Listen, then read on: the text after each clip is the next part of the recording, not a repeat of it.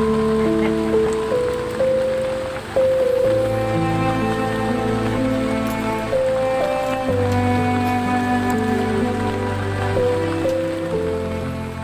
magandang hapon mga kababayan. Ngayong hapon na ito, meron tayong i-assess sitwasyon po ng isang senior citizen dito po sa area ng Sipalay.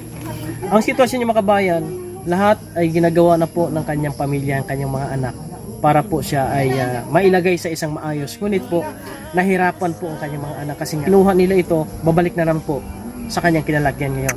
At narito, dito po nakatira ngayon ang isang senior citizen. Kasama natin yung kanyang anak dito para malaman din po natin buong sitwasyon ng senior. Dagos, hindi para magpakitang gilas, hindi para sa papuri o boss.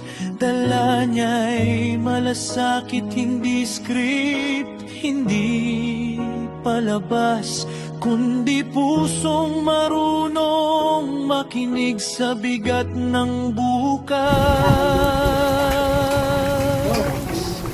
Hindi niya tinatanong. Ito yung tinitirhan ngayon ni Lola. Anong pangalan ni Lola? Lola Rosinda. Dito po siya umakyat po mga kabayan. Kung inyo makikita, ang taas po ay trapa lang po ito. Gusto pong dalhin si Lola ng kanyang mga anak doon sa bahay po nila, ngunit ayaw nga po umalis dito sa area. Kaya subukan natin, magitan po natin, baka ho ito maging daan para matulungan din si Lola na mailagay sa isang maayos na kalagayan. Dahil yung kanyang mga anak ay ang hanap buhay nasa umalan din po, mahirap din po mga kababayan. Akit tayo dito. Anong niluluto mo, Nay? Dautan. Utan. Yan. Pwede ba ito? Ito yung pinapupok niya kanina. Asa makadapit na tutulog? Ha? Asa duyan ka lang natutulog? Oh my gosh. Nung udit pa daw itong bahay na ito, kaya gusto nilang alisin si nanay dito, ngunit ayaw umalis niya nanay. Nay! Anong dili mo ka muhawa dire kay basa maka sa ulan? Dili mo ko mabasa dira datong kapasok na ko. Gusto ay dito sa balay, di lagi siya mauli sa dito. Dito lang sa balay sa mong anak. Ya ano na ko diri mahal ano ko Dire lang gyud ka? Oo, Mga bayan, no? Gusto niya na yung may sarili yan siya, ano talaga, mga bayan. ayaw di ako hala sige ganito ito pagkabasa na diri. Ni gana. Grabing basa.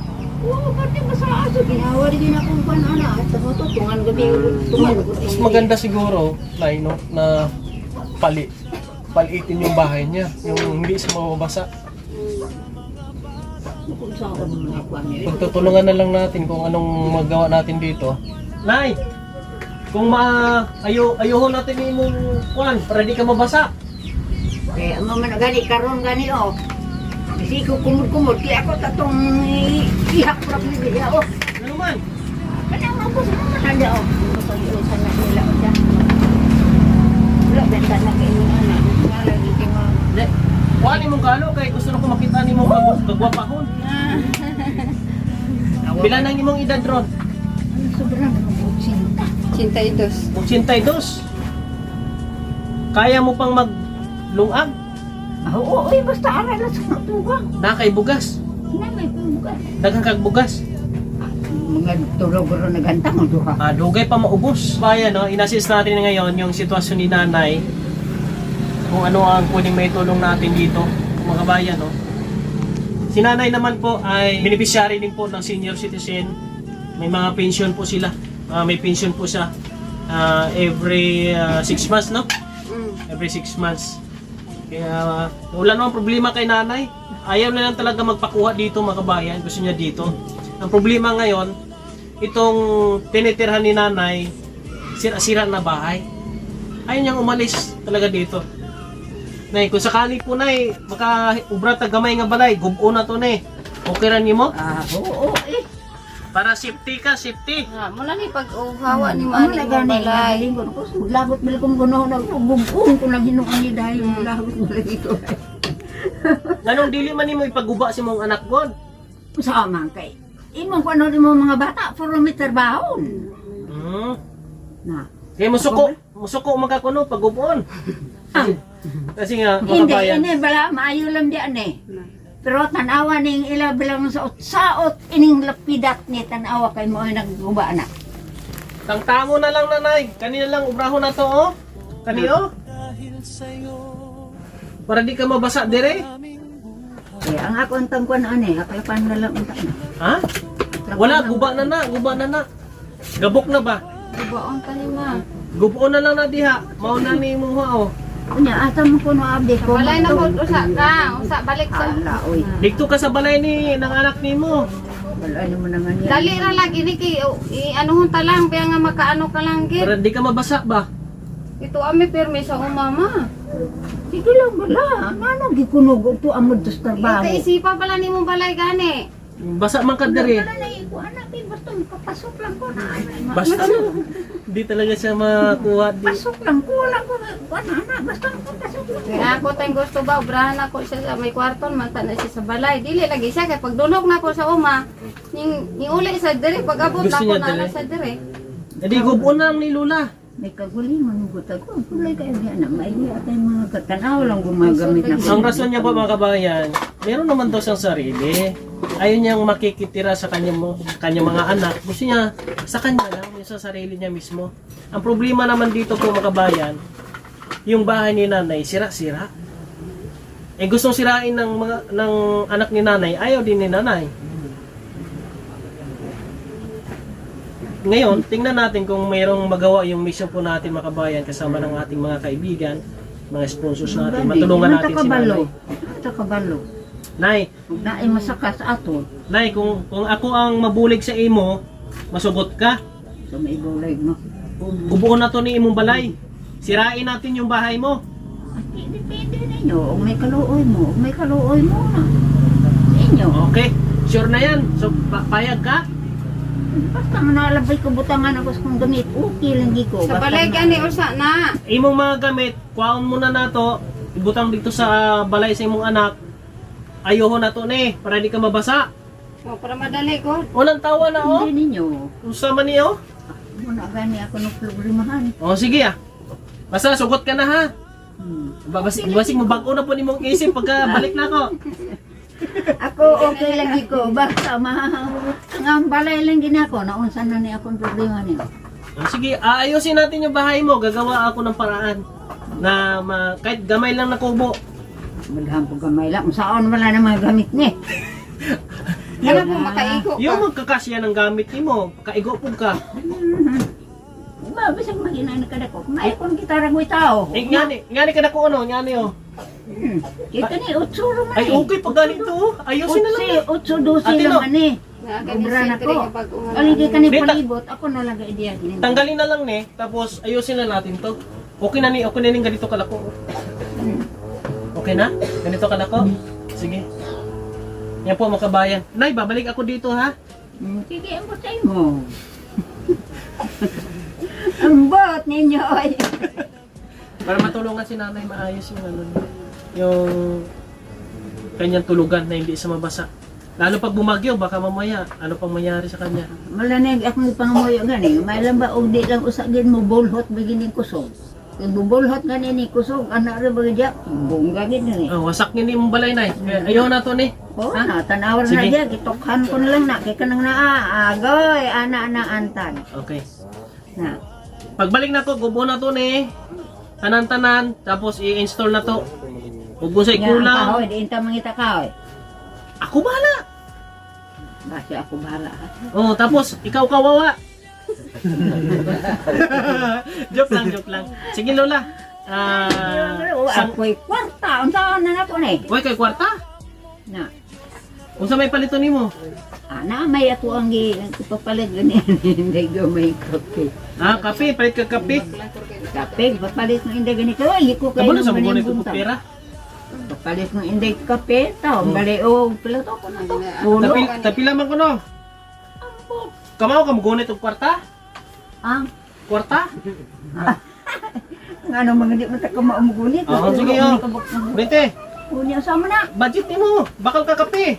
Ulite. Ala, Oh, budget para saan sa niya? Baso may budget ni may balos niya. wala. Oh, pila ka buok? Buot ng orinyo ay. Oh. Yan, 5 ka buok. Itago ni mo na, pampalit mo ng kape. Hatag na ko, pamasko. Ay, salamat. Sige no kung ipasko. Oh, Pasko ni mo na. Tapos mo balik pa ko diri ha. Kay i-assist natin ni mong sitwasyon diri para di ka mabasa. Ah, depende ninyo eh. Kung mabulig mo, may kaluoy mo. Bulig mo sa tanaw niya na unsan na ng stima ko ni. Sabi niya, kung tulungan na lang ka. Kaya Kung wala makita mo naman daw ang bulig. kanyang sitwasyon. Oo, wala Kung mo makikita bulig. mo kabayan, Taon sitwasyon ka ni lang nanay. saka. Ang kanyang tinutulugan, to, duyan, nilagyan niya ng trapal para hindi siya mabasa. Ah, awan ay diyan ako. Magtikong kong ralagi ko. Magsikot-kot lang daw siya mga kabayan.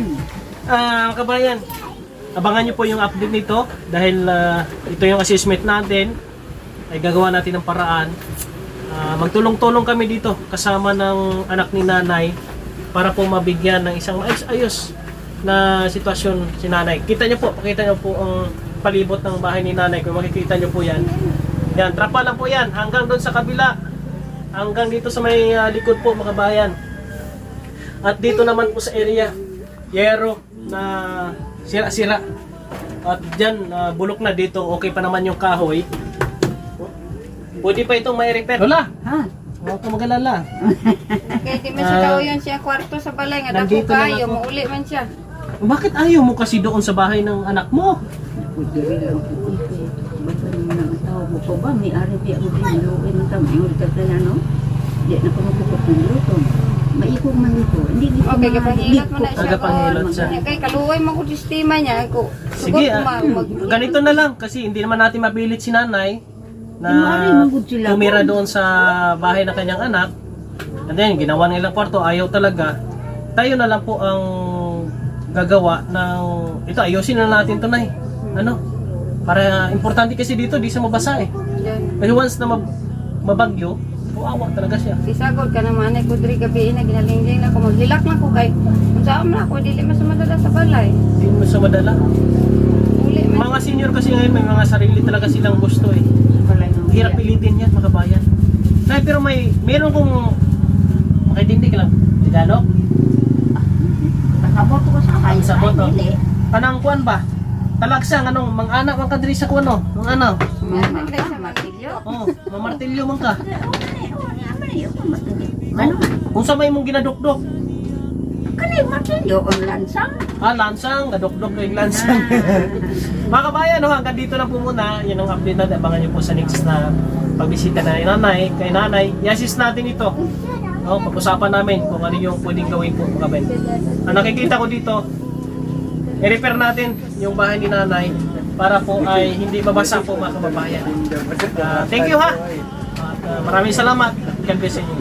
Lang pasal sa bawat niting napawi, ang pagod sa mukha, may luha sa puso, luha ng pag-asang muling nabuhay. Hindi kamerang nagtutulak sa kanyang hakbang, kundi konsensyang ayaw pumikit sa katotohanang masakit at lantad. Hindi views ang sukatan ng kanyang tagumpay, kundi ang katahimikan matapos may buhay na gumaan ang taglay. Si Kuya Raymond ay hindi bayani sa sariling kwento. Bayani siya sa mata ng mga taong halos sumuko na sa mundo.